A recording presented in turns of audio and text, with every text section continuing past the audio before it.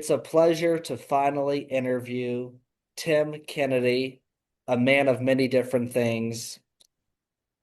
I just got to ask you before we get into questions, what does success mean to you? Because you've clearly done a lot of things. Um, I think a success is being able to contribute back to the communities that you came from and helped you find success, and being able to support your family and provide an environment that's um, safe and all of the opportunities so that they can have more success than you. Wow.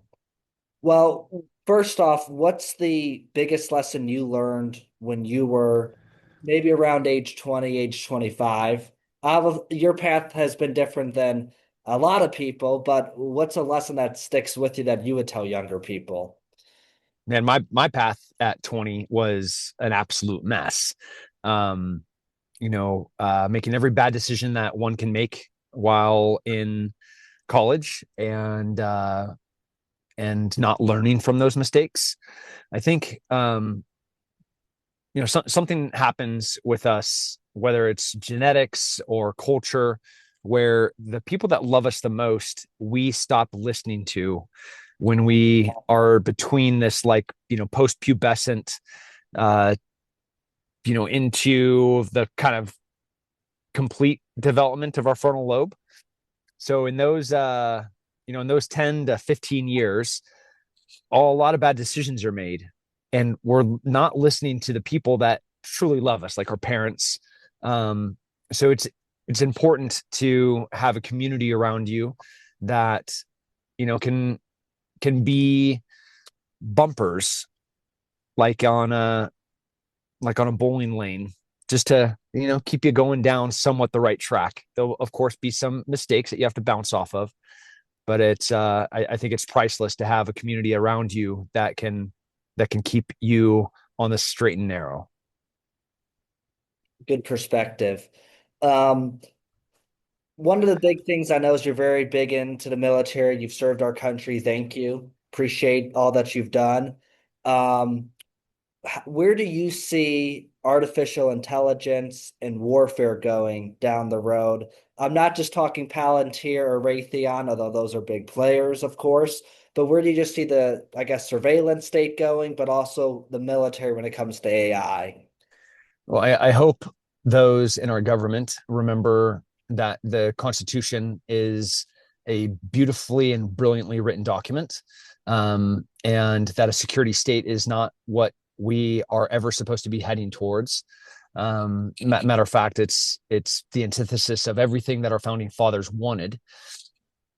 And with AI and what has rapidly become limited form of personal privacy in any way, shape, or form, from this thing that we're currently doing this podcast on to everything that we send in any digital form on email. Like there's I grew up where my grandma would take the phone off the hook when she was talking politics. No emails, only written letters. And even then, there was such distrust that we had this assumption that everything in our lives should and is private. Uh, we're with a generation now, your generation, that doesn't view anything that they say, anything that they create, as their own personal private property, which is ludicrous to me.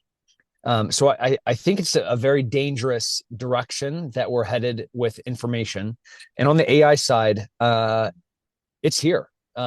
It's rapidly changing the battlescape, and how it's going to be implemented, where we are different than AI. That we can still have the human conscious. I know war is horrific. War would be worse if it was just ones and twos that were making the decisions. It's important that the human soul and faith and consciousness is deeply involved in every decision about how AI is utilized in the military. Neat perspective. And obviously, you wrote a book a couple years ago, kind of about how brainwashing was a thing in society and stuff. Would you say that under President Trump, that a lot of that has gone away in your perspective or not? Because some people have said he hasn't done enough. Others have said he's gone too far. It's like who you talk to gives a different perspective. So, what's your thought on it? Um, I don't think it's anyone else's responsibility to influence children besides parents. It's not the government. It's not the Department of Education. It's no one's job but the parent. And it's paramount that parents remember this great responsibility that they have when they decide to have a family. And out of convenience, we cannot be giving away our freedoms. We it is a freedom, part of sovereignty as an individual with individual responsibility to be able to raise your own children the way that you see fit, to give them the morals that you think are right and wrong. And you know, I think that there has been some change, but if you go into a school in 2026 compared to 2024, a public school, how different really is it?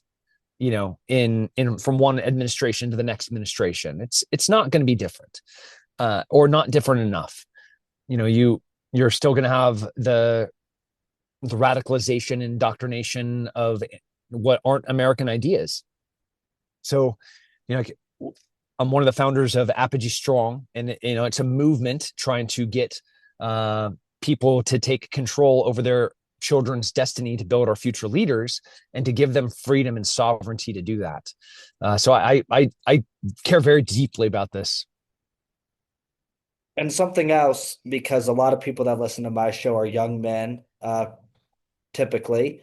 Uh, has being a father changed your outlook on life at all? Oh yeah, it's changed everything. Um, you know, I've actually, even though I have four children, I've been a father twice. I have two older daughters, um, that I was not present enough. And there's guilt and regret associated with that. And I have two younger children still in elementary, and I have been much more intentional about being present. Um, it Like all things, there's not like a Superman moment where you walk into a phone booth and you come out, wearing an S on your chest. As a human, it takes time for these changes to happen. And when you're dumb, like me, it takes a little extra time. And it it took a long time for me to figure out what being a real father looks like. And one of the last things I wanted to touch on is kind of discipline, but I feel like discipline is actually becoming harder with artificial intelligence and technology. Like it was easier when just go outside and run. Now it's like there's a lot of fitness apps out there, apps like that, but I feel like it's actually harder to like just go out on a run, not so much for myself, but I would say for others to just go out there and go on a run. That AI's kind of made it harder for discipline. What's your thought on it? Maybe you have a different view. What Yeah, no, I think technology and the fitness is a wonderful thing. I actually today, just about 38 minutes ago, broke an 80-hour fast. And this is the second one that I've done. I did a lot of research using AI, and I love the fact that there's the Library of Alexandria at the tip of our fingers. And I don't have to go to somebody that's going to be editing and curating information to fit what they want or what products they're trying to push. I have limitless information sitting here in my hand. So I love that aspect of it, and I also love that it can make fitness accessible to a lot more people. I do agree that discipline is supposed to be practiced, and it's supposed to be hard. Um, you know, if whether you're ice bathing or hopping in a sauna or running in the morning or doing jujitsu or weightlifting, that regimen is intentionally hard, and that where it becomes habit, and that part becomes part of your lifestyle, where it's not like I'm looking for inspiration from David Goggins and I can go do a run. Instead, it's like, no, I see David Goggins doing this every single day, and this is what's supposed to happen. Um, I am obviously a fan of discipline, and I could always use more of it. And I think every American should. Appreciate your thoughts on that. Obviously, you gave a different perspective than I thought that it came out of my mouth a few minutes ago. So appreciate you sharing that. And one last thing I want to ask is, what's been the most enjoyable thing with the advancement of technology? You obviously mentioned some benefits with fitness and things like that, fasting and all, but just, since you've been in service, being a fighter, what's kind of been the best thing you'd say with technology in the last 20, 25 years? Um, I think accessibility to each other. Like it's made us be even it's being used in the worst way. Um, we could be more connected and closer than ever, but instead we are distancing ourselves using it, and we're bifurcating ourselves politically, and we are dividing each other with trolls and people that want to bounce the algorithm by like pissing other people off. So like I have hope that we start using it in the right way, but the best thing is the possibility that I can FaceTime my mom, that I can even though I'm here with my son right now, I have a 6 year old and early 20 year olds, I can FaceTime them. So I love that part of it. Amazing. Well, if you ever travel to Indiana for hockey or anything, make sure you stop by AJ's, which is near Purdue University. They've done a lot of good stuff for the podcast, so appreciate them.